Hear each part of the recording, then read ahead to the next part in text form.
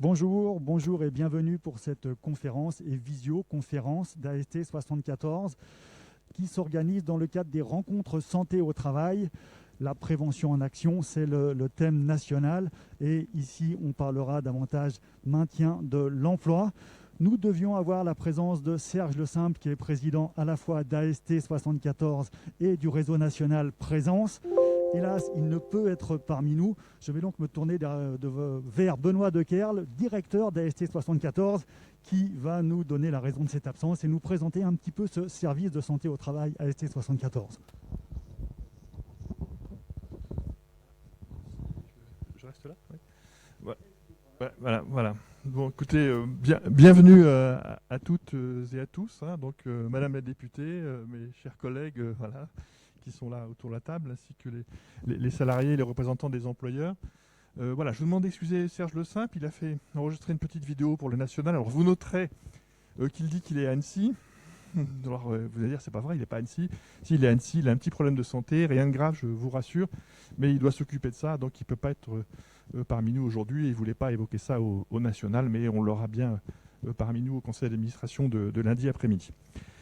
Donc j'ai le micro, quelques mots pour ceux qui ne connaissent pas notre association, donc association paritaire, voilà, qui suit 125 000 salariés sur le bassin annécien, le bassin de Thonon et le BTP sur l'ensemble du département, avec 135 collaborateurs calculés en équivalent temps plein, qui travaillent autour de 25 médecins du travail, plus 5 en formation, chacun avec une infirmière.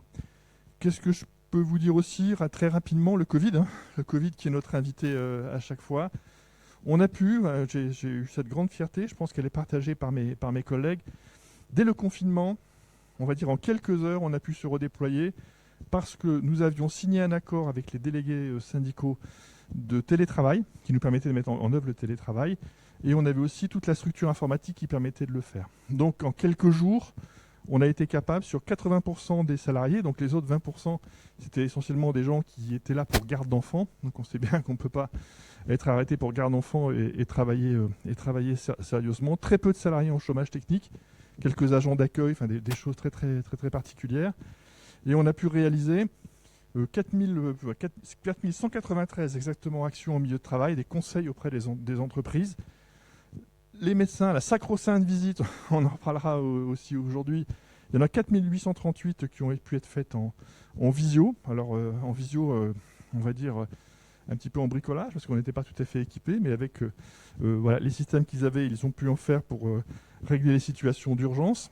Et puis des envois de mailing, un comité exceptionnel d'experts qui a été constitué pour savoir ce qu'on mettait en ligne, pas en ligne, des fiches techniques et puis des webinaires thématiques. Donc un sur le Covid-19, donc effectivement quel masque il faut mettre pour quelle action et puis comment le mettre, qui a été largement suivi. Et puis on en a fait deux parce qu'ils ont été victimes de leur succès, c'est prévenir les risques psychosociaux dans le cadre de la reprise et du déconfinement. Voilà ce que je peux vous dire sur ce qui s'est passé chez nous et qui nous sommes. Voilà, Eric, je vous rends le micro, je vous laisse le soin de le nettoyer. Merci Benoît, vous en avez parlé, le Covid est notre invité. Forcément, nous sommes tous masqués, excusez-nous, c'est un peu moins convivial, mais dans un service de santé au travail, on sait forcément que la prévention de la santé, c'est obligatoire. Donc voilà, excusez-nous pour tous ces masques. Benoît en a parlé, Serge Le Simple n'est pas avec nous, mais il est un petit peu avec nous quand même, grâce à une vidéo qu'on va présenter maintenant.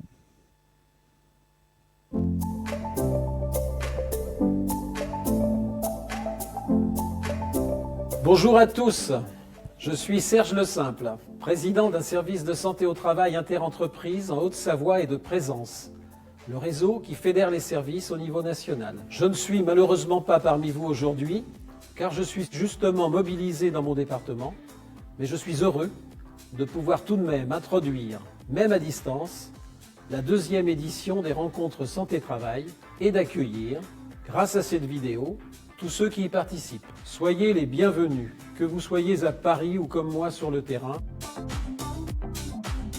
Organisées pour la deuxième année consécutive, elles ont pour raison d'être la promotion de la prévention dans les entreprises et visent à faire la pédagogie de notre action et de l'aide que nous apportons au quotidien dans les territoires, notamment aux TPE et PME. En 2019, Elles ont été un franc succès et ont mobilisé plus de 150 services à travers la France. Plus de 7000 participants y ont pris part, parmi lesquels des entreprises, des élus, des partenaires ou des salariés. Cette année, compte tenu du contexte sanitaire inédit et des mesures de distanciation en vigueur, le format de ces rencontres a quelque peu évolué. Une centaine de services proposent ainsi en ce moment même des webinaires et autres rendez-vous digitaux autour de la prévention et de la santé au travail. Sujets plus que jamais centraux en une période qui se caractérise par de fortes incertitudes en matière sanitaire, économique et sociale. Pour notre réseau, ces événements sont l'occasion de réaffirmer notre rôle d'acteur au service du maintien ou de la reprise de l'activité et d'accompagnateur des entreprises et des salariés. Afin de donner un écho national à ces multiples manifestations locales, caractéristiques de la nature de notre réseau, nous avons décidé d'organiser cette émission retransmise en direct et en digital. Je remercie vivement les participants qui ont accepté de témoigner et d'échanger sur l'action des services de santé au travail interentreprises à la lumière de la crise sanitaire à laquelle nous faisons face et dans la perspective d'une réforme du système de santé au travail envisagée par le gouvernement et les parlementaires et discutée actuellement par les partenaires sociaux. Des témoignages d'acteurs de terrain ainsi qu'une consultation menée par l'Institut Harris Interactive auprès de 16 000 entreprises vous éclaireront sur la réalité de l'action des services de santé au travail et de leur personnel et permettront de projeter leur rôle dans le système de santé au travail en cours de construction. Présence et ses adhérents saisissent ainsi l'occasion de redire leur accord de principe pour une réforme porteuse de progrès pour les salariés et les employeurs dans le champ de la santé au travail. Nous souhaitons également rappeler l'engagement de notre réseau. Un réseau porteur de solutions adaptées et applicables au monde du travail d'aujourd'hui, avec une capacité unique à évaluer la faisabilité des options envisagées grâce à notre connaissance fine des réalités terrain et des moyens opérationnels à mobiliser. La crise sanitaire a montré, dans notre domaine comme dans d'autres, à quel point la capacité de décision au plus proche du terrain est essentielle pour répondre aux besoins réels, indispensable pour réaliser l'ambition partagée de rendre employeurs et salariés acteurs de la santé au travail. Je formule le souhait que ces rencontres soient l'occasion de mettre en lumière les enjeux et la réalité d'une santé au travail pour laquelle, au cœur des territoires, des hommes et des femmes agissent ensemble au quotidien. Je vous souhaite d'excellentes rencontres Santé-Travail 2020.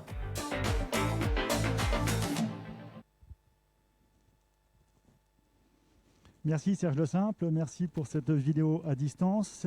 Le président d'AST 74 et de présence l'a évoqué dans cette vidéo. On est en pleine réforme de la santé au travail. Et nous avons la chance, ici en Haute-Savoie, d'avoir parmi nos élus Véronique Reuilleauton, députée de la première circonscription de Haute-Savoie, députée de la majorité présidentielle LREM, présidente aussi de la Commission développement durable et aménagement du territoire à l'Assemblée, mais ce n'est pas avec cette expertise qu'on vous invite aujourd'hui, mais c'est parce que vous êtes un des piliers des discussions qui sont en cours à l'Assemblée, qui doivent réformer les services de santé au travail.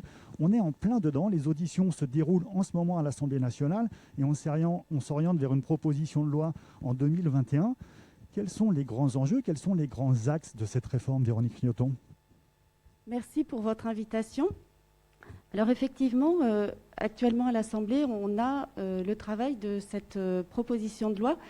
Il est à noter du coup que c'est une initiative parlementaire. Vous disiez que j'étais un des piliers, je vais garder quand même l'initiative à mes collègues. Donc je les cite, Charlotte Lecoq, Sandra Motin et Carole Grandjean. Notamment Charlotte Lecoq a réalisé donc un rapport important sur la santé au travail et a fait des préconisations. Et ça aboutit à une résolution que nous avons votée en juin 2020, portant un ensemble de propositions et surtout pour mettre au travail cette proposition de loi qui est actuellement en cours d'audition. Je crois que ce qui est à noter de façon importante, c'est que actuellement, on a la volonté d'être dans le calendrier des négociations, et donc un ensemble de propositions a été mis sur la table, mais avec la volonté que ça réponde bien aux attentes et aux besoins finalement des acteurs, qui sont en premier lieu les entreprises et les salariés. Et nous sommes en attente, j'ai envie de dire qu'on met une saine pression pour que ces négociations aboutissent cette fois-ci. Et je crois que c'est, en tout cas au vu des auditions, je peux pouvoir témoigner que c'est une volonté collective et que ces négociations donc, vont aboutir mi-novembre. Et puis nous devrions avoir donc cet accord attendu pour fin novembre. Et la proposition de loi sera, elle, finalement le véhicule législatif des propositions qui seront faites, qui devront passer nécessairement par la loi. Mais c'est envie de dire, un véhicule un peu balai de l'ensemble de cet accord. Très bien. Vous avez évoqué le rapport Lecoq. Il y a eu, en plus de ce rapport, une tribune signée par 158 députés en France au mois de juin, dont vous, qui avait, on peut le dire, un peu la dent dure sur les services de santé au travail et qui voulait vraiment mettre un coup de pied dans la fourmilière pour réformer les choses en profondeur. Quels sont les grands objectifs de la proposition de loi que vous voulez mener à bien en 2021 ? Je crois qu'il y a une intention, c'est de se caler, ce que j'ai dit, aux attentes des entreprises et des salariés. Il y a 3 grands objectifs qui sont sous-tendus à travers la réforme, ou en tout cas une volonté de vraiment mettre la santé au travail comme un enjeu de santé publique, et donc avec l'objectif d'intégrer ça dans le plan de santé publique, et que la santé au travail ne soit plus à côté de la santé publique. Et je crois que ça fait vraiment consensus, donc c'est un premier objectif. Le deuxième objectif, c'est aussi de partir en fait du constat des entreprises et des salariés qui demandent de la lisibilité, de la compréhension des services qui leur sont offerts, et donc j'ai envie de dire de développer une meilleure offre de services aux entreprises. Et quand je dis ça, on a vu beaucoup de TPE et de PME en audition qui sont un peu démunis face à la diversité finalement de l'offre, à la fois de santé au travail, mais aussi peut-être de cabinets privés ou de choses comme ça, et donc du coup d'avoir une offre plus claire. Et puis enfin, je dirais la volonté de donner corps à la fois en termes de ressources, d'outils, à la santé au travail, pour pouvoir avoir un service qui est complètement intégré entre la médecine de ville et la médecine de santé au travail.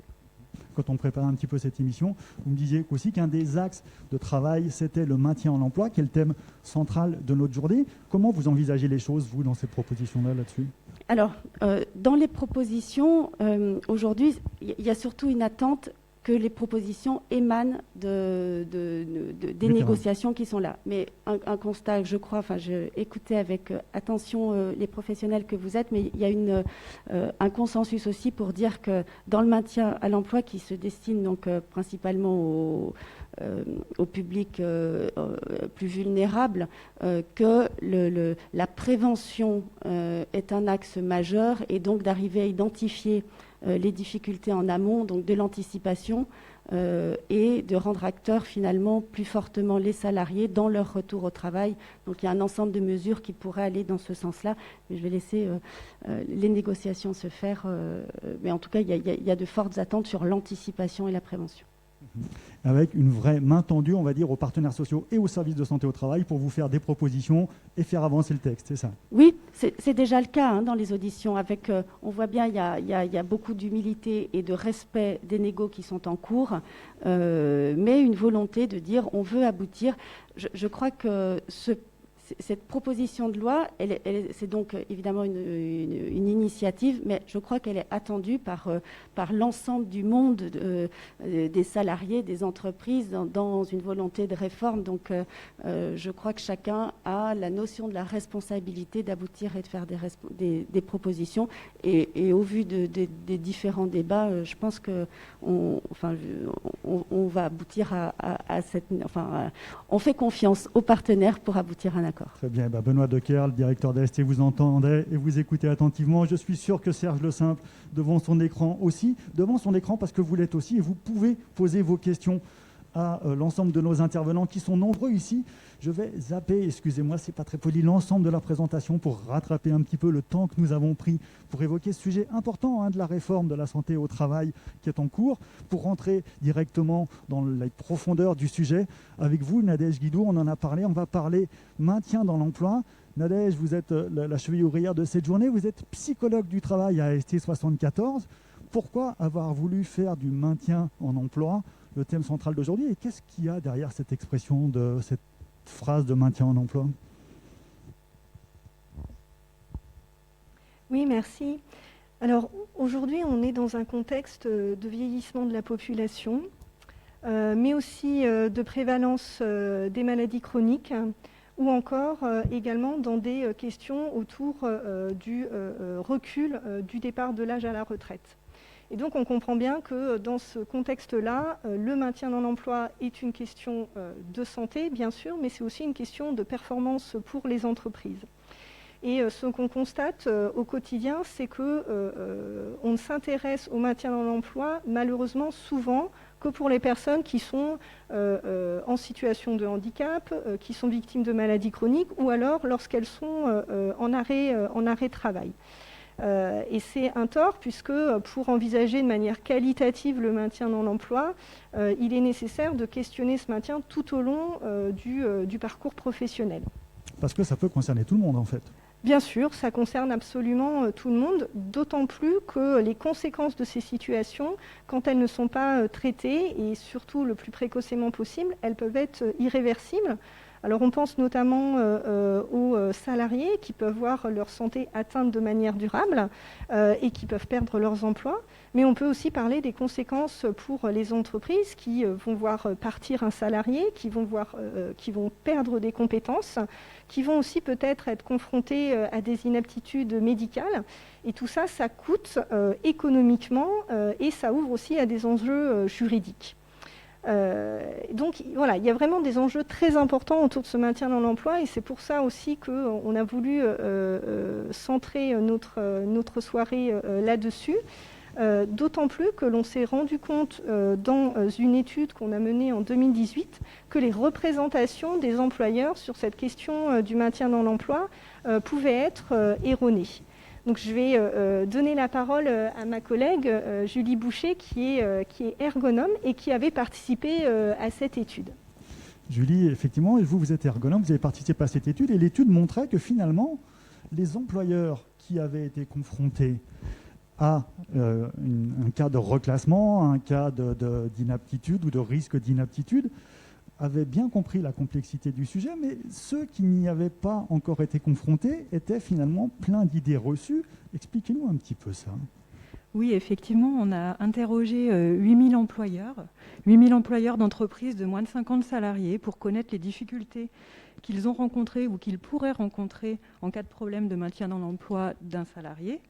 Et nous avions recueilli plus de 1000 réponses. Et parmi ces 1000 réponses, plus de la moitié avaient été déjà confrontés à une situation de maintien dans l'emploi. Et un des résultats nous a interpellés. Globalement, 95% des personnes ayant vécu une situation de maintien dans l'emploi jugeaient qu'elle avait été complexe. Donc, par contre, celles qui n'avaient jamais vécu une telle situation estimaient qu'elles n'auraient pas de difficultés si cela se présentait. Donc nous les avons interrogés, comme on peut voir sur ce graphique, sur différentes actions qui peuvent être menées par un employeur lorsqu'un problème de santé d'un salarié apparaît. Et ces actions qui vont de l'échange avec le salarié sur sa difficulté à la gestion de l'ensemble des démarches administratives ou médicales en passant par l'adaptation du poste de travail, montre que, en fait, vous voyez toutes les actions sur la gauche du graphique et des curseurs différents. En rouge, ce sont les adhérents qui ont eu une expérience de maintien dans l'emploi. Et on voit que sur toutes ces actions, les entreprises qui ont eu une expérience trouvent que l'ensemble de ces actions sont plutôt complexes à gérer. C'est un peu ce qui vous a mis la puce à l'oreille pour organiser cette journée-là, que vous avez compris qu'il y avait un besoin d'explication, un besoin d'information de vos adhérents. Voilà, tout à fait. À partir de ce moment-là, on s'est dit qu'il y avait effectivement des représentations différentes et, entre les entreprises qui ont été confrontées ou non, et donc des croyances erronées. Et c'est ce qui nous a effectivement amené à penser qu'il était essentiel d'informer et de communiquer auprès des entreprises sur ce qu'est le maintien et comment ça se passe. Et puis le chiffre qui n'est pas sur cette slide, mais que vous avez cité et qui est intéressant, c'est plus d'une entreprise sur deux qui a répondu à ce sondage a déjà été confrontée à ce sujet, quoi. Donc c'est vraiment, Nadège Guidou le disait, un sujet qui peut concerner n'importe quel salarié, n'importe quelle entreprise. On va peut-être le voir, si vous le voulez bien, dans une vidéo qui a été réalisée par AST 74 et qui évoque ce sujet de l'intérieur avec des témoignages concrets. J'ai eu recours à l'AST 74 en fait suite à une discussion avec une amie proche qui m'a fait prendre conscience en fait que j'avais un problème. J'ai eu recours à AST 74 pour un accident du travail que j'ai eu en avril 2017.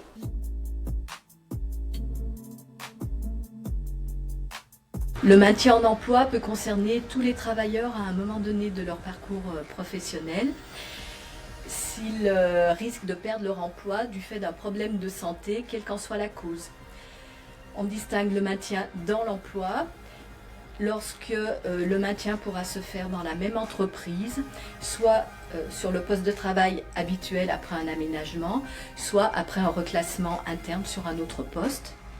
On le distingue du maintien en emploi lorsque le reclassement se fera dans une autre entreprise et parfois après un projet et un parcours de reconversion professionnelle.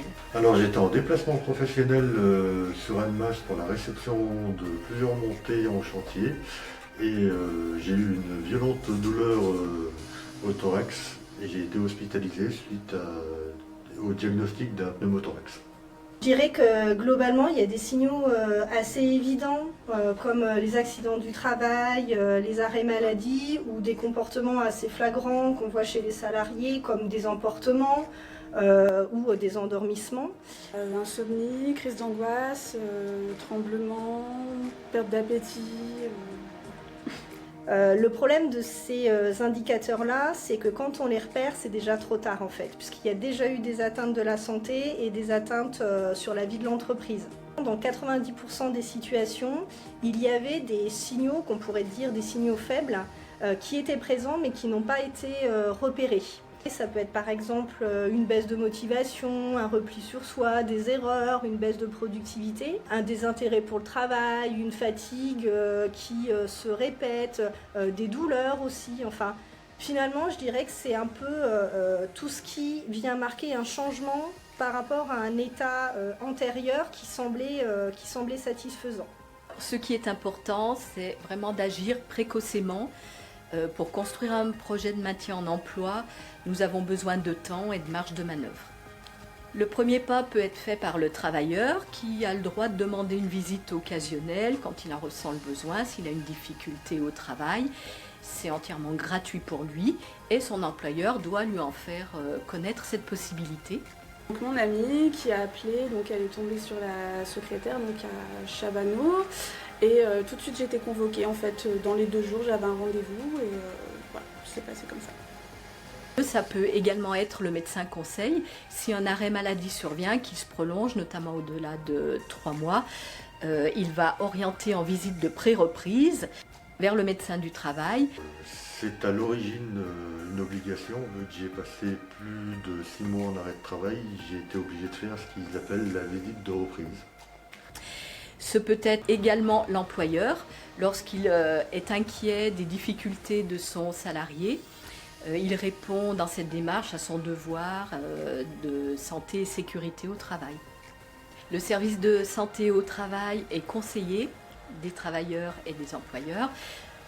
Cet accompagnement est inscrit dans la loi avec une mission de maintien en emploi. Dans le service, une équipe pluridisciplinaire peut intervenir en synergie directement dans l'entreprise, quelle que soit la problématique rencontrée.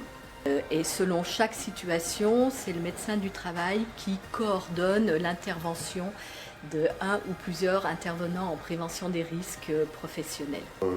J'ai eu ma visite de reprise sur laquelle on m'a annoncé qu'il y avait plein de tâches de mon métier que je ne pourrais plus faire. Donc il a été envisagé une reconversion professionnelle ou un maintien dans l'entreprise.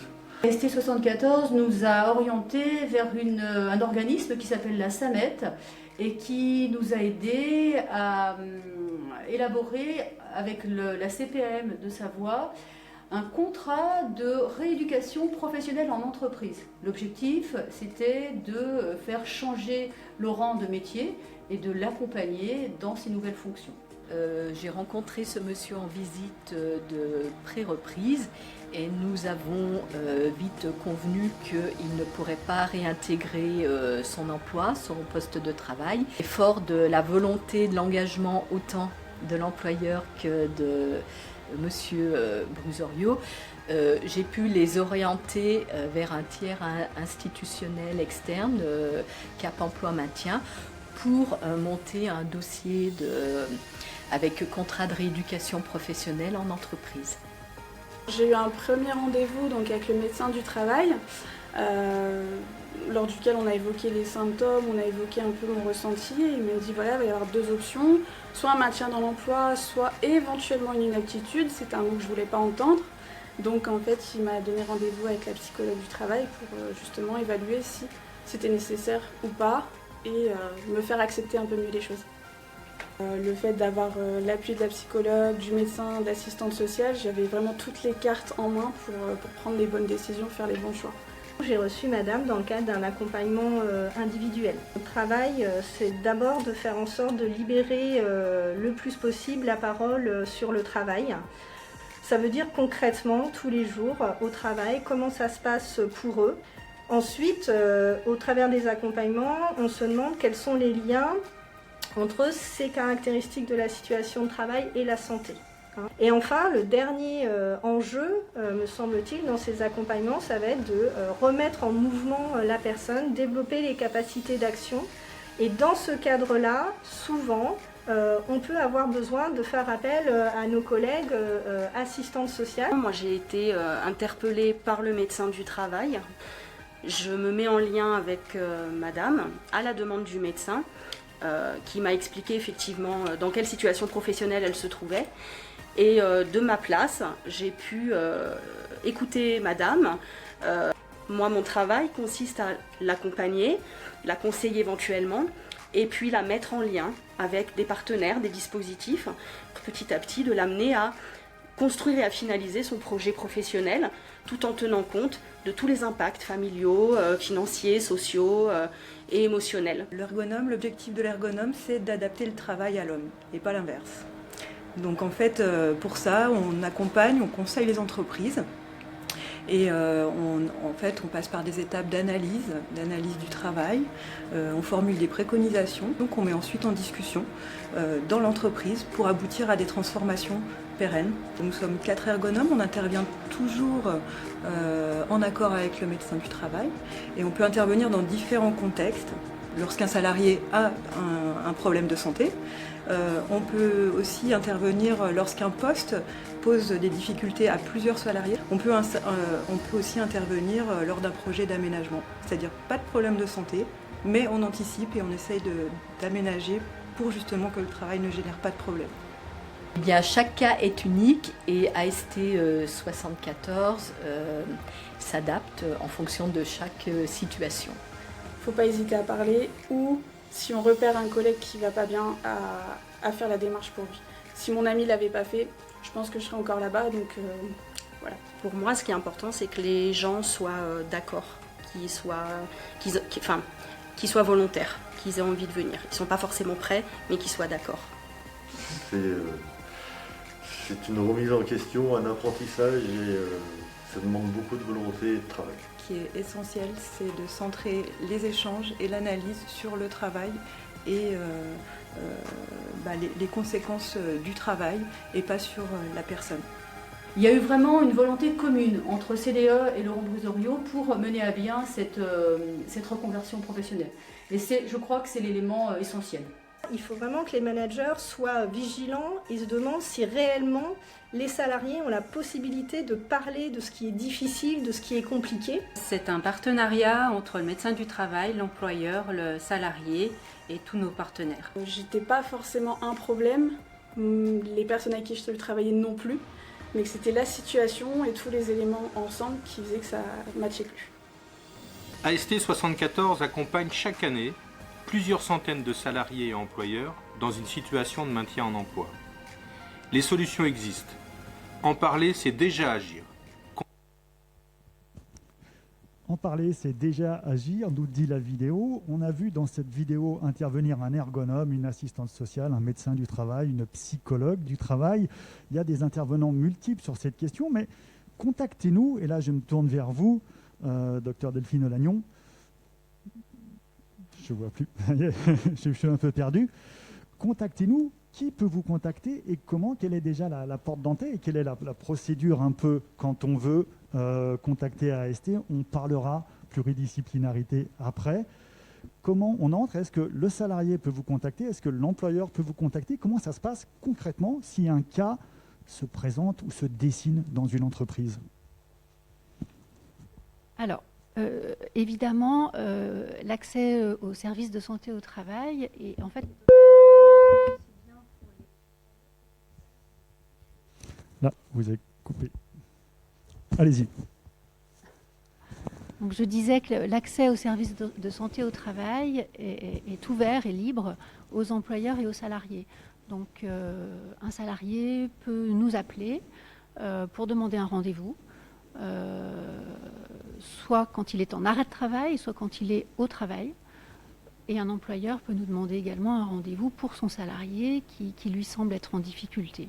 Et alors, expliquez-nous concrètement comment ça fonctionne dans vos équipes, parce qu'on a vu beaucoup d'intervenants au sein d'AST, et puis on a en plus entendu parler d'intervenants extérieurs, SAMET, Cap l'Emploi.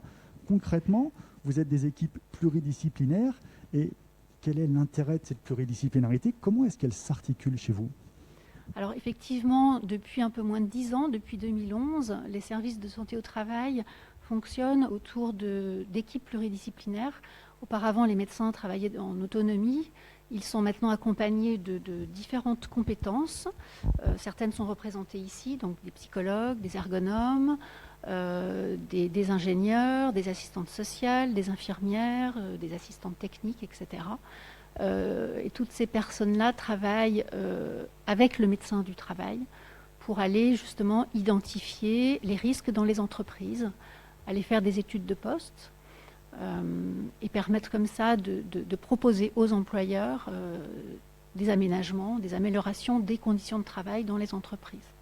Conditions de travail qui sont à la fois physiques, physiologiques, si j'ose dire, avec un ergonome qui peut adapter la configuration du poste du travail, mais qui sont aussi psychologiques. Vous traitez les deux aspects à AST? Tout à fait, bien sûr, bien sûr. Bien sûr, les problèmes de santé peuvent être d'origine physique ou d'origine psychologique. Et le salarié qui est concerné va voir à la fois la psychologue, à la fois l'ergonome, selon les cas? Ou selon les cas, le parcours est différent. Effectivement, on peut orienter le salarié vers le psychologue, vers l'ergonome, l'assistante sociale. C'est très varié, chaque situation est unique. Donc, il est difficile de vous donner un parcours type. Mais en tout cas, nous avons suffisamment de compétences pour pouvoir aider, je pense, les salariés et les employeurs au mieux. Vous êtes confronté à de plus en plus de cas de risque d'inaptitude ou c'est finalement quelque chose d'assez stable dans le temps? Je crois que c'est relativement stable, mais le nombre d'inaptitudes est relativement stable, même s'il doit augmenter quand même légèrement. Mais nous sommes confrontés à de plus en plus de situations difficiles, de situations de retour en emploi, parce que voilà, l'âge de la retraite étant de plus en plus avancé, la population vieillissant, forcément, les pathologies sont là. Et vous avez évoqué tous les moyens mis en œuvre pour sortir ou bien en maintien dans l'emploi ou maintien en emploi. Est-ce qu'il y a une solution qui est préférable à l'autre? Est-ce qu'il vaut mieux rester dans l'entreprise et adapter le poste? Est-ce qu'il vaut mieux aller voir dans une autre entreprise? Est-ce que finalement, c'est là aussi du cas par cas. Comment vous voyez la chose? C'est du cas par cas, bien sûr. Systématiquement, c'est du cas par cas. C'est toujours du cas par cas. Et on voit dans la vidéo qu'il y a une vraie volonté à la fois du salarié et de l'employeur de matcher. Vous, c'est votre rôle aussi de mettre les deux en relation, finalement, quel que soit l'intervenant d'AST. Tout à fait. Nous, on est là pour faire le lien entre l'employeur, le salarié. Donc la communication entre ces trois parties-là, employeur, salarié et service de santé au travail, est indispensable pour arriver à trouver une solution pérenne. Très bien.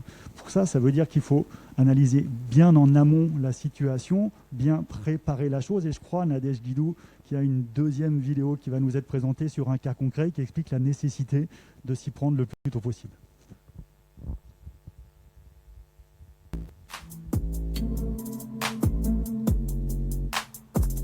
Je me présente, Isard Fabienne, agent de bobinage depuis 2006 à l'entreprise Frodenklint. J'ai eu recours à la SCT 74 suite à une récidive d'hernie discale opérée. Vis-à-vis de Fabienne, ce qui a alerté, ça a été les douleurs répétitives, puisque ces douleurs étaient associées à une succession d'hernies discales en fait. J'ai recommencé à avoir des douleurs, donc j'avais recommencé en janvier. J'ai recommencé à avoir des douleurs en octobre. Et là, des douleurs où ça pas possible de continuer à travailler comme ça. Donc là, examen et puis bam, récidive. Suite à ma troisième opération, où là, je me suis dit, oulala, 3 fois, est-ce que je vais pouvoir prendre mon travail? Je sais pas. Donc j'avais pris l'initiative d'aller voir la médecine du travail, leur exposant mon souci. J'ai eu une réunion donc avec M. Mercier, mon directeur, ST 74, où je suis venue, je me suis rendue sur place. Ils ont posé sur la table quel aménagement allait être possible pour que je puisse garder mon emploi dans l'entreprise. L'accompagnement s'est fait de façon itérative par un premier diagnostic qui a permis, grâce à un ergonome mis à disposition, de pouvoir réaliser une étude spécifique liée au poste de travail et à son environnement, suivi d'une étape de validation par AST 74 qui nous a permis derrière de lancer une mise en œuvre et surtout de pouvoir en parallèle bénéficier d'un accompagnement par la SAMET pour pouvoir réaliser ces aménagements. Sachant que l'étape finale a consisté à former la personne en question aux différents équipements et environnements de travail pour lui permettre de travailler dans des conditions convenables par rapport à ce qui avait été demandé initialement. Alors, j'ai été sollicitée par le médecin du travail. À ce moment-là, la salariée est en arrêt de travail. Donc moi, mon rôle là a été d'analyser effectivement le travail au poste de la salariée et d'identifier les possibilités d'aménagement de ce poste au regard des difficultés de santé de la salariée. Donc pour ça, j'ai eu une première rencontre avec le responsable de l'entreprise pour évoquer la situation, partager la situation, mais aussi s'accorder sur une méthode d'intervention. Ensuite, j'ai rencontré la salariée en entretien pour comprendre son travail, ses difficultés. J'ai également passé un moment au poste de travail, à observer le travail, à échanger aussi avec les personnes qui occupent le poste, donc pas la salariée concernée, mais aussi les autres qui occupaient le poste. Échanger avec le responsable technique, un certain nombre d'acteurs autres présents dans l'entreprise. Tous les éléments recueillis ont ensuite été mis en discussion, présentés au cours d'une réunion avec l'ensemble des personnes concernées. Et enfin, on a eu une dernière réunion de travail où on a pu définir tous ensemble un plan d'action pour le retour au poste. L'élément majeur, c'est de pouvoir en parler et de pouvoir échanger donc, sur ces problématiques et se dire qu'on se donne les moyens et les facteurs de réussite pour y arriver. Monsieur Mercier m'a dit ne vous inquiétez pas, on va tout faire pour vous garder et si c'est dans la mesure du possible, financier, voilà. Et ça m'a reboosté et j'ai repris confiance en moi. Ils sont là, ils vous soutiennent et ils font tout pour que vous gardiez votre emploi.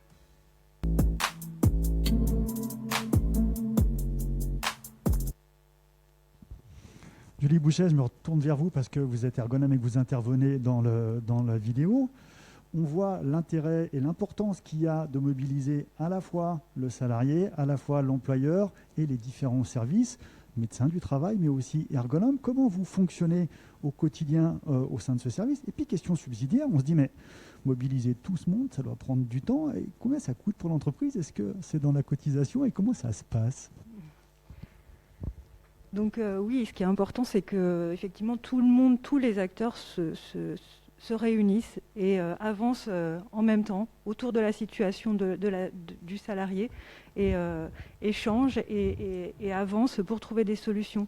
Donc oui, l'implication de tout le monde dans l'entreprise et hors de l'entreprise est essentielle parce que tous les éléments identifiés peuvent être enrichis avec les points de vue de chacun et c'est comme ça qu'on va aboutir à des solutions adaptées et qui vont pouvoir fonctionner dans le temps.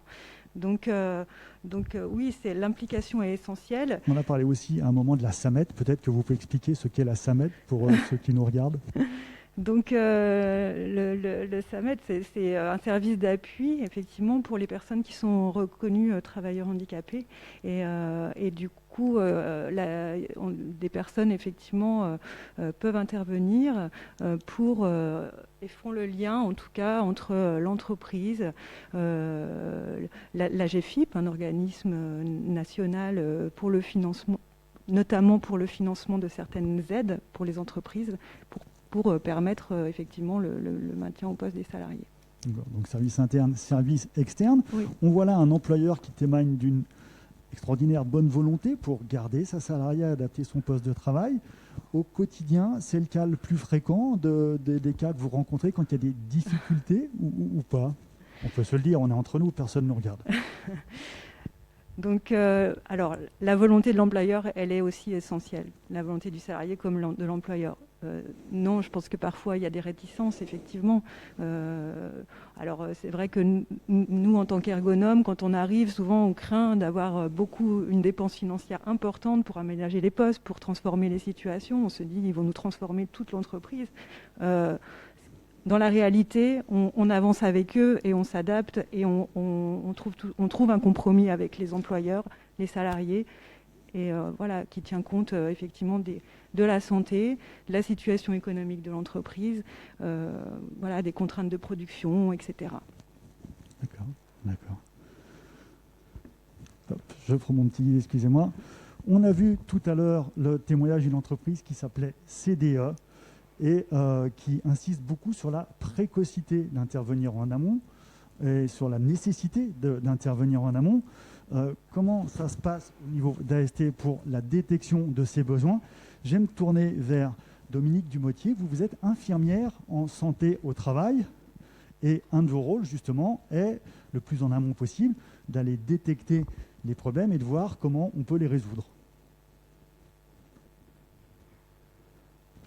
Oui, alors donc là, notre rôle très en amont, il concerne en fait le suivi individuel de l'état de santé des salariés par le biais des visites initiales que nous faisons depuis déjà un certain temps. Donc ces visites initiales, qui avant s'appelaient les visites d'embauche, ce sont donc des visites avec les visites intermédiaires qui nous permettent de tracer des éléments d'information, également des indicateurs qui permettent d'alerter sur des situations de travail à risque pour la santé du salarié, et puis aussi alerter sur un état de santé à risque pour le travail. Vous m'aviez expliqué pendant qu'on préparait ça qu'en amont même de la visite initiale qui concerne le salarié, il y avait une fiche d'entreprise lorsque vous rencontrez l'entreprise pour essayer de définir et d'évaluer l'ensemble des risques qui peuvent la concerner. Oui, tout à fait. Donc en fait, les éléments d'information, ça concerne des questions qu'on va poser aux salariés sur l'entreprise, son poste de travail, les expositions aux risques, selon les différents postes donc, qu'il occupe. Et là, bien sûr, il est nécessaire de connaître l'entreprise au préalable. Connaître l'entreprise, ça se fait par le biais de la fiche d'entreprise. Donc la fiche d'entreprise, c'est un document réglementaire qui est fait par le service de santé au travail. C'est un document qui recense les risques présents dans l'entreprise, les moyens de prévention qui sont mis en place par l'entreprise et les préconisations qui sont faites par le médecin du travail en regard de ces risques. Donc c'est un document qui va aider l'entreprise à établir son document unique d'évaluation des risques. À un moment, je crois que c'est Nadège Guidou dans la vidéo qui intervient et qui parle de signaux faibles qui doivent mettre la puce à l'oreille. C'est ce que vous appelez, vous, je crois, dans votre jargon, les indicateurs. Les indicateurs, oui. Alors, les indicateurs, donc, on questionne le salarié sur l'entreprise, son poste de travail. Et on va également questionner le salarié sur son état de santé. Donc, son état de santé, ses antécédents médicaux, ses antécédents familiaux, sa situation sociale. Et tout ça, ce sont des indicateurs qui sont importants à repérer et à tracer. Donc, on les trace dans un logiciel métier, bien sûr. Par exemple, on va poser comme question aux salariés, est-ce que vous avez déjà eu des arrêts maladie importants ? Est-ce que vous avez déjà eu des accidents du travail ? Est-ce que vous avez déjà déclaré des maladies professionnelles, des déclarations d'inaptitude antérieures et sur quel type de poste ? Est-ce que vous avez déjà bénéficié de restrictions d'aptitude ou d'aménagement de poste ? Donc ça, c'est autant d'indicateurs qui vont permettre de suivre l'état de santé du salarié tout au long de sa carrière professionnelle et qui vont nous alerter sur des situations à risque et qui vont pouvoir nous aider à mener des actions précoces. Voilà. Ces indicateurs-là, vous ne les avez pas systématiquement dans vos bases de données ? Si, bien sûr. Enfin, on les a. Alors, à partir du moment où le salarié vient une première fois, on les trace. Enfin, il faut une première fois. Ces indicateurs sont vraiment écrits à l'occasion de la visite par le professionnel de santé qui fait la visite et sont tracés dans le dossier médical en santé au travail. Ces indicateurs sont, même si on est amené à changer de logiciel, ces indicateurs sont gardés et on continue à les avoir bien sûr tout au long de la vie du salarié, la vie du travail du salarié. Très bien. Et puis, il y a beaucoup de jeunes qui arrivent sur le marché du travail, des gens d'autres départements, et ce n'est pas toujours simple d'avoir les antériorités de dossier quand ça vient d'autres départements. Alors voilà, ça c'est un peu compliqué, oui, effectivement. Quand le salarié vient d'un autre département, on n'a pas les informations. Très bien, très bien. On a vu l'importance de l'implication de l'employeur dans ces dossiers-là. Je vais donc me tourner vers votre voisine, Élodie Gaillard. Vous êtes au service ressources humaines de Stobli, important employeur industriel du bassin. Est-ce que ces problématiques, ça vous parle ? Est-ce que c'est des problématiques que vous rencontrez régulièrement, hélas, ou pas ? Et comment est-ce que vous les abordez ? Comment vous abordez la gestion de ces problèmes de santé au travail chez Stobli ? Alors, c'est des problématiques qu'on rencontre, je pense, comme tous les employeurs dans un site qui est important en termes de volume salarié.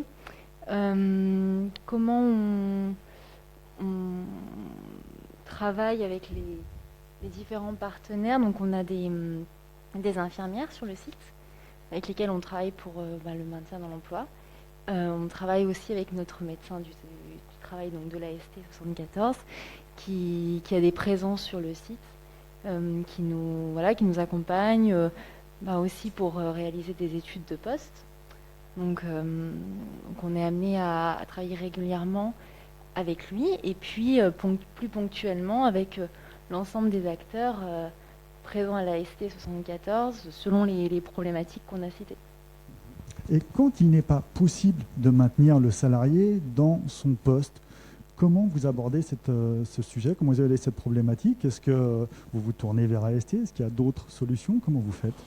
Alors, quand il n'est pas possible de le maintenir dans son poste, on essaye de chercher un autre poste dans l'entreprise. On a une entreprise qui est de taille conséquente, où on a des postes qui ont des contraintes diverses et variées. Donc, on essaye avec l'aide justement du médecin, des infirmières, de chercher une solution en interne.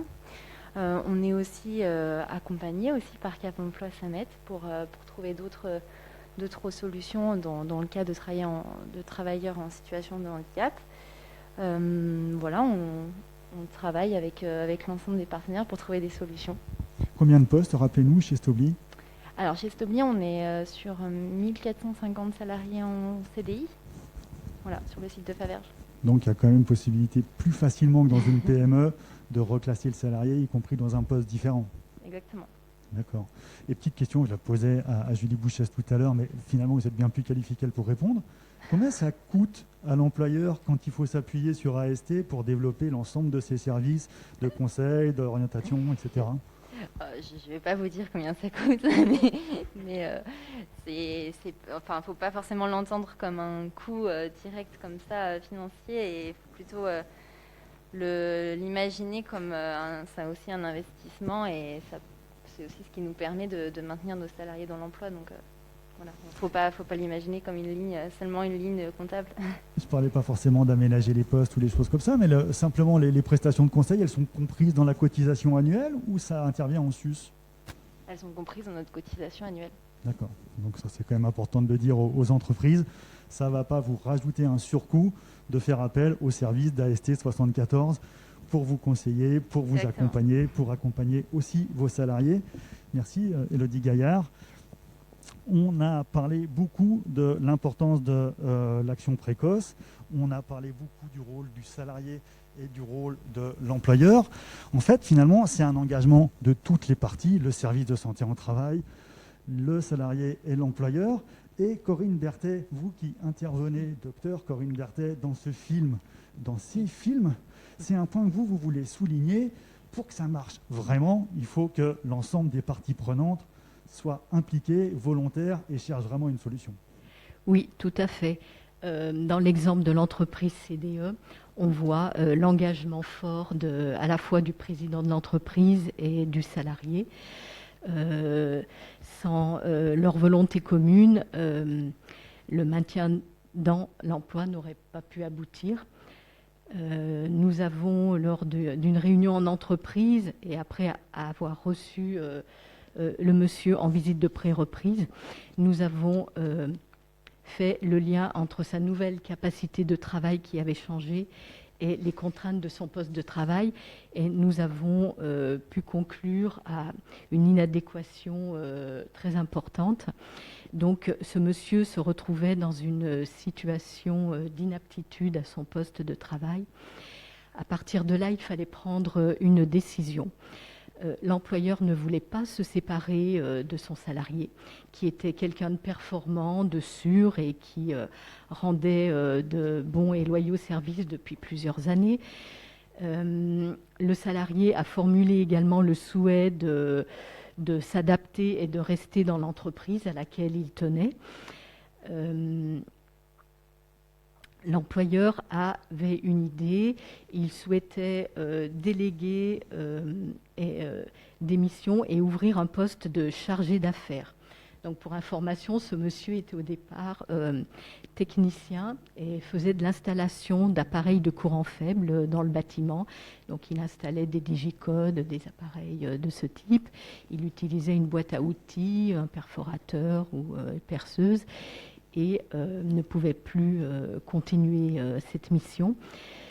Et là, globalement, l'employeur du perforateur à voilà, l'ordinateur. il est passé du perforateur à l'ordinateur. Donc l'employeur lui a proposé une mission de chargé d'affaires, mais pour ce faire, il fallait qu'il puisse s'adapter, qu'il développe d'autres capacités, notamment des capacités commerciales, des capacités de gestion aussi, gestion de coûts de chantier, de moyens humains. Et donc le salarié s'est porté volontaire. Nous avons donc conclu... Ça se passe comment, du coup? Il faut le former, ce salarié? Bien sûr. Alors nous avons conclu enfin, la solution s'est trouvée au cours de cette discussion à trois dans l'entreprise. Et il fallait effectivement des moyens, ça coûtait. Moi, je savais qu'il existait des possibilités d'aide à la formation dans le cadre d'une reconversion professionnelle. J'ai mis l'entreprise en lien avec le SAMET, la technicienne d'appui au maintien dans l'emploi du SAMET, qui a pu les accompagner pour mettre en place un contrat avec l'assurance maladie de reconversion professionnelle en entreprise. Parce qu'il peut y avoir reconversion au sein de la même entreprise. Eh bien, dans ce cas, oui, ça a été une vraie reconversion dans l'entreprise. Donc, dans ce contrat, l'assurance maladie assurait la prise en charge de la moitié du salaire du salarié lorsqu'il partait en formation. L'employeur assurait l'autre moitié et l'organisme collecteur de fonds pour la formation continue a financé la formation reconversion professionnelle de ce monsieur. C'est une belle histoire. C'est une très belle histoire, oui. Est-ce qu'elle peut s'écrire systématiquement? Parce qu'il faut quand même un certain nombre d'alignements de planètes, si j'ose dire. Il faut que le salarié le veuille, l'employeur le veuille, mais aussi il faut que le poste soit disponible, ce qui n'est pas forcément évident. Mais là, voilà, tout était compatible. C'est vrai que moi, je n'ai pas énormément d'expérience de contrat de rééducation professionnelle en entreprise. J'en vois pas si souvent. Donc c'est vrai que la plupart du temps, on aménage plutôt le poste de travail existant où il y a reconversion sur un autre poste dans l'entreprise. Là, c'était une vraie reconversion et maintien dans l'emploi. D'accord. Donc c'est vraiment l'engagement et de l'employeur et du salarié qui a permis une réussite. Quand c'est pas possible, et on l'a vu dans le film, c'est pas maintien dans l'emploi, mais c'est maintien en emploi, on va retrouver un poste ailleurs. Je me retourne à nouveau vers vous, Stéphanie Yessad. Pardon, excusez-moi. Je me tourne vers vous parce que le rôle d'une assistante sociale dans un cas comme ça, il peut être déterminant parce qu'il y a parfois un laps de temps entre la reprise du travail, enfin l'arrêt de travail et la reprise du travail. Et vous avez un rôle à jouer aussi au niveau social pour aider le salarié peut-être à joindre la mauvaise passe pour ne pas qu'il se désinsère du marché du travail durablement en fait. Oui, tout à fait, effectivement. Donc nous sommes 2 assistantes sociales et nous recevons les salariés sur la demande du médecin. Et nous pouvons proposer plusieurs accompagnements en fonction des demandes et des problématiques. Parmi ces propositions que nous pouvons faire aux salariés, c'est effectivement de réfléchir à la question de l'emploi. Lorsque c'est possible au sein de l'entreprise, c'est pas forcément avec nous que ça se passe, puisque les acteurs sont déjà là et ça engage moins de problématiques personnelles. Lorsque parfois ça n'est pas possible, notre rôle est d'accompagner les gens, mais déjà dans l'acceptation que le retour à l'emploi va être peut-être compliqué, que peut-être il va falloir même envisager une reconversion professionnelle à l'extérieur de l'entreprise. Lorsque les difficultés sont décelées assez tôt, on a un rôle aussi d'explication et d'information sur les différents dispositifs de formation professionnelle, sans se substituer après aux structures existantes vers lesquelles ensuite nous orientons les salariés. Mais il existe des plans de formation. Chaque salarié a ce qu'on appelle un compte de formation professionnelle, qui est un dispositif gouvernemental sur lequel qui peut utiliser pour autofinancer une formation. Alors sur le temps de travail, s'il y a effectivement un accord avec un employeur via le plan de formation annuel de l'entreprise, ou sur un temps personnel. Lorsque ça n'est pas possible et que malheureusement il y a une perspective de quitter l'entreprise, quelquefois à la demande du salarié par le biais peut-être d'une rupture conventionnelle lorsque c'est en accord avec l'employeur, ou par le biais d'une inaptitude lorsque malheureusement il n'y a pas d'autre solution. Nous accompagnons les personnes dans toutes les démarches administratives et la réflexion aussi à l'émergence d'un nouveau projet professionnel. Pour ce faire, il faut quand même passer par une phase d'acceptation qui n'est pas facile et de prendre ce temps-là parce que le temps il est différent selon les gens. Et notre rôle est un petit peu d'être à la jonction dans cette période où il va falloir faire une transition. Vous dites qu'il faut prendre du temps, il faut informer. Est-ce que les employeurs ou les salariés que vous pouvez rencontrer ont déjà une bonne information de l'ensemble de ces dispositifs d'aide et de soutien que vous évoquez ou pas du tout? Pas toujours. Et quand ils ne l'ont pas, notre rôle est d'informer effectivement qu'il peut exister plusieurs pistes. Après, la mise en œuvre, elle est compliquée. Il faut tenir compte de l'aspect financier. Se reconvertir, c'est un sacrifice. C'est accepter, ça a un impact sur les revenus, voilà, c'est un projet qui va au-delà de la personne, ça engage peut-être sa vie familiale, ça engage voilà, tout ça. Donc on informe du mieux et après on oriente effectivement vers les dispositifs qui vont permettre de pouvoir proposer des montages et des solutions.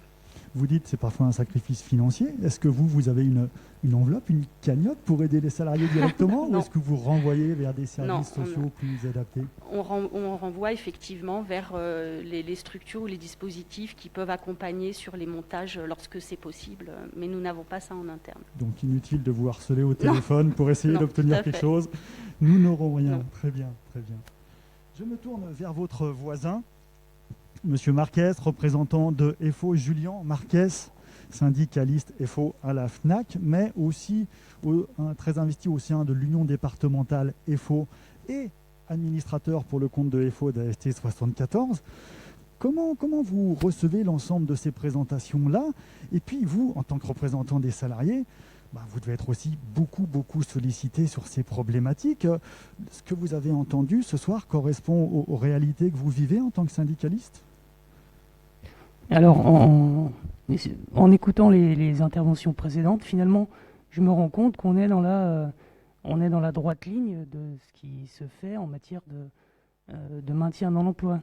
Nous, en tant que syndicat, on a tendance à intervenir plutôt en amont, c'est-à-dire dans l'amélioration des conditions de travail, voilà, les problématiques du quotidien. Mais quand on est amené à conseiller ou accompagner un salarié dans ses démarches, la première chose qu'on va faire, j'ai entendu l'expression libérer la parole, c'est exactement ça. C'est comprendre déjà quel est le problème du salarié, quel est son problème de santé. Parfois un problème peut en cacher un autre. On a parlé de psychologie, il y a souvent une grosse part de psychologie dans ces soucis-là. C'est mieux connaître son poste de travail, c'est comprendre quelle est la position de l'entreprise, est-ce que l'entreprise est capable de maintenir le salarié dans l'emploi et surtout de le maintenir dans de bonnes conditions. Donc la réussite du maintien dans l'emploi va dépendre de l'appréhension globale du contexte. Ça, c'est obligatoire. Après, donc, comme je le disais, nous, on intervient plutôt en amont, c'est-à-dire mettre face à face le salarié et l'employeur et entamer la discussion, entamer les échanges. Le salarié, il faut aussi parfois lui faire comprendre que bien qu'il ait peur au final de l'inaptitude, de perdre son emploi, etc., que ce soit anxiogène, il faut quand même entamer des démarches à un certain moment avant qu'il soit trop tard, pour plein de raisons. Et puis l'employeur qui a parfois certaines réticences parce que c'est compliqué, on l'a vu, parce que ça peut coûter de l'argent, lui dire que finalement c'est pas si compliqué que ça, qu'il n'est pas tout seul, qu'il y a la médecine du travail au bout du compte. Et voilà, on va le plus souvent par la discussion, on arrive à lancer cette démarche de maintien dans l'emploi. Notre rôle peut aller aussi jusqu'au rapport de force, mais je constate que la plupart du temps, il suffit de discuter pour qu'on entame ce genre de démarche. C'est ça, quand on préparait un peu cette conférence, vous aviez un discours qui était pas celui, franchement, d'un syndicaliste tel qu'on peut l'entendre parfois dans la caricature. Vous me dites, la plupart des employeurs, finalement, sont de bonne volonté, et ce qu'il faut, c'est arriver à se parler. Alors, on fait toujours la différence entre, je vous dis ça de bonne foi, on fait toujours la différence entre les entreprises où nous sommes présents syndicalement et les entreprises où nous ne sommes pas. Là, parce que l'employeur a moins l'habitude, parce que voilà, ça peut être plus compliqué. Mais globalement, où les syndicats travaillent, sont organisés, sont formés, on arrive 9 fois sur 10, même plus, à créer le dialogue et à faire en sorte que ça fonctionne au bout du compte. Même si, moi je considère qu'à partir du moment où on commence à parler de maintien dans l'emploi, ça devient quand même souvent très compliqué. Les relations se tendent un peu plus rapidement, vous voulez dire? Non, très compliqué parce que je vais prendre l'exemple de certaines professions comme agent d'entretien ou hôte de caisse. Il est très difficile même si j'ai des exemples positifs ou des personnes qui ont des compétences parfois cachées, qu'on arrive à orienter vers autre chose au sein de l'entreprise. Mais un agent d'entretien, par essence, c'est très compliqué de lui trouver un autre emploi dans la même entreprise. Parce qu'il a des compétences liées au métier qu'ils exercent et que c'est des entreprises qui n'ont pas forcément besoin de secrétaire administratif ou de voilà. C'est donc plus une question de difficulté technique, entre guillemets, une montée en compétence que de bonne volonté. Souvent, c'est plus ce problème-là. D'où aussi l'importance d'avoir des axes de formation professionnelle, pouvoir proposer une évolution vers d'autres métiers. Voilà. Nous, on intervient, c'est important pour nous, au départ, d'intervenir auprès du salarié pour lui faire comprendre tout ça. Après, l'employeur, ce sera l'étape d'après, mais au départ, c'est au salarié de comprendre qu'il faut qu'il s'occupe de sa santé, même au travail, et ce ne sera pas forcément dans la même entreprise. On est dans une situation économique plus tendue depuis quelques mois en raison de la crise sanitaire. Est-ce que ça se ressent au niveau des cas d'inaptitude ou il n'y a pas nécessairement de lien de cause à effet entre les deux et que c'est essentiellement des cas personnels et pas une situation générale qui pèse? Alors, si vous pensez au Covid, pour l'instant, l'impact, je pense que l'impact arrivera peut-être un peu plus tard, mais les difficultés économiques ou même simplement le besoin qu'ont les entreprises d'être performantes, productives, etc. On le voit notamment dans le commerce, que je connais bien. Oui, on voit dans le commerce, par exemple, on voit se multiplier les problématiques de santé, les cas les besoins de maintien dans l'emploi, simplement parce que les effectifs ont tendance à se réduire. Parce que simplement les marchés évoluent, le travail évolue, et on rencontre plein de difficultés, parfois simplement psychologiques, dans le sens qu'on peut trouver dans son travail, etc. Donc oui, on a de plus en plus de problématiques de santé, mais c'est relativement sectoriel. Il y a des secteurs qui vont être concernés parce qu'ils évoluent, parce que voilà. D'accord, c'est pas une question de contexte économique global, c'est ce que vous êtes en train de nous dire. Et ça joue forcément. Parce que quand économiquement c'est plus difficile, l'entreprise, il faut qu'elle aille chercher l'argent parfois sur les conditions de travail, parfois sur le nombre de salariés qu'elle peut prendre pour faire telle tâche ou telle tâche. Économiquement aussi, il y a un impact, c'est forcé. Mais voilà, c'est pas forcément le premier lien qu'on fait, nous, syndicats. Très bien.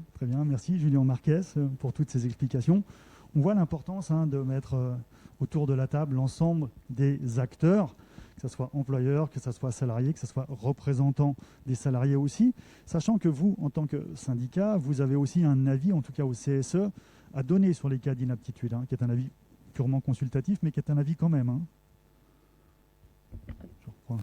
Je reprends le micro. Oui, il est consultatif. Ça, c'est une chose que j'explique régulièrement à nos élus. C'est-à-dire que ce n'est pas parce que vous ne décidez pas en fin de compte, c'est l'employeur qui décide, c'est lui qui a le pouvoir économique, que vous n'avez pas, que votre avis n'a pas son importance. Donc il y a tout un travail. Là, on est plus en tant qu'observateur. Donc tout ce qui est, une fois que la démarche de maintien dans l'emploi démarre, ça va plus se jouer entre le salarié, l'employeur, la médecine du travail. Et nous, on prend un petit peu de recul. Je ne saurais pas vous dire si c'est bien ou mal, mais on a tendance à prendre un peu de recul et à observer simplement ce qui se passe pour intervenir s'il y a quelqu'un qui ne joue pas le jeu, s'il y a un couac, s'il commence à y avoir des relations un petit peu plus tendues. Mais voilà, et le CSE a ce rôle-là, c'est-à-dire d'observateur. Est-ce que la procédure de reclassement a été respectée? Est-ce qu'on n'a pas oublié certains postes qui finalement sont sous nos yeux et qui nécessitent peu d'adaptation pour permettre aux salariés de poursuivre sa carrière dans l'entreprise, etc. Très bien, merci. Je ne sais pas s'il y a des questions des internautes qui sont devant leur écran. Non, me fait-on signe en régie. Je ne sais pas s'il y a des questions parmi les rares privilégiés qui ont pu intégrer cette salle aujourd'hui. Non. Eh bien, on peut continuer. Alors, je reviens vers vous, Nadège Guidou, parce que finalement, ça a été très dense, très riche. Il y a un certain nombre de messages qui ont été passés. Est-ce que vous auriez l'obligeance de nous rappeler un peu ces messages clés essentiels que vous voulez porter, vous, AST, pour intervenir en appui et en conseil à la fois aux salariés et aux entreprises? Oui, alors l'exercice de synthèse est toujours difficile, mais Le premier message clé quand même, c'est la nécessité de sécuriser le parcours professionnel tout au long de la vie professionnelle et d'agir le plus précocement possible. On a bien vu aussi, je crois, la nécessité d'avoir une prise en charge globale de la situation, que ce soit quand on intervient dans l'entreprise au poste. Il y a la dimension du poste, il y a la dimension du collectif de travail, il y a la dimension de la performance, du management, des pratiques. Donc tout ça, c'est vraiment une prise en charge globale. Et puis aussi la globalité des impacts de la situation sur la personne, puisque le travail est au centre de nos existences et de notre identité. En général, quand vous rencontrez quelqu'un, il ne se passe pas 30 secondes sans que la première question que vous allez poser, c'est qu'est-ce que vous faites dans la vie? Donc c'est vraiment un élément fondateur de l'identité.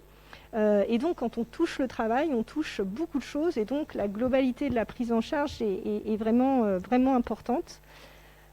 Un autre élément clé, je crois, c'est vraiment la nécessité de se centrer sur le travail. C'est vraiment la situation de travail, l'activité qu'on va venir étudier avec toutes ses composantes et aussi avec tous les acteurs qui sont présents. Et c'est sur le travail et sur l'organisation du travail qu'on a aussi le plus de marge de manœuvre. Et puis enfin, je reviendrai quand même sur ces croyances un petit peu erronées, ou ces croyances qu'il faut faire évoluer avec des représentations qui sont parfois fausses sur la complexité de ces cas-là, sur le partenariat avec le service de santé au travail, sur le coût. Enfin, voilà, il y a quand même tout un ensemble de représentations qui sont à questionner et à faire évoluer. Et on l'a vu, je crois, par la discussion apaisée autour du travail. Mais je vais laisser ma collègue, le docteur Olagnon, compléter ces messages. Je suis sûre qu'il y en a d'autres. Je vous laisse mettre votre micro, s'il vous plaît. Donc pour essayer de synthétiser vraiment en quelques mots, je n'ai pas de nouveaux messages, tout a été dit. Je dirais que la prévention le maintien en emploi ou dans l'emploi dépend en premier lieu d'une action précoce, la plus précoce possible, qui se joue même dès l'embauche du salarié, d'une action coordonnée de tous les acteurs, le salarié bien évidemment, l'employeur et le service de santé au travail. Et j'insiste sur la richesse de la pluridisciplinarité du service de santé au travail et des partenaires extérieurs qui vont permettre d'échanger autour de chaque situation et de proposer les meilleures solutions aux salariés et à l'employeur. Merci. Je ne sais pas s'il y a moyen peut-être de remettre une slide pour qu'il y ait le contact d'AST. En tout cas, l'ensemble de la conférence sera visible sur le site d'AST dès qu'elle aura été montée définitivement, c'est-à-dire d'ici 3-4 jours. Je vais finir en remerciant l'ensemble de nos intervenants. Je pense à Serge Le Simple qui était en vidéo, président d'AST 74 et de présence au niveau national, de Benoît Dekerle, le directeur d'AST 74, Véronique Rioton, députée de la première circonscription de Haute-Savoie, merci. Nadège Guidou, je ne vous présente plus. Docteur Delphine Olagnon, merci pour vos interventions. Julie Bouchet, ergonome, merci aussi. Élodie Gaillard de Stovely, aux relations aux ressources humaines, merci beaucoup. Dominique Dumotier, infirmière, je vous remercie également. Corinne Berthet, médecin du travail à AST 74, Stéphanie Yassad, assistante sociale à AST 74. Et Monsieur Marquez, Julien Marquez, j'ai oublié votre prénom, pardon, merci, je n'ai pas pu vous citer avant, je le fais après. Un grand merci pour votre présence et pour l'ensemble de ces interventions qui sont riches et que vous pourrez donc retrouver très bientôt sur le site d'AST 74. Bonne fin de journée et à bientôt.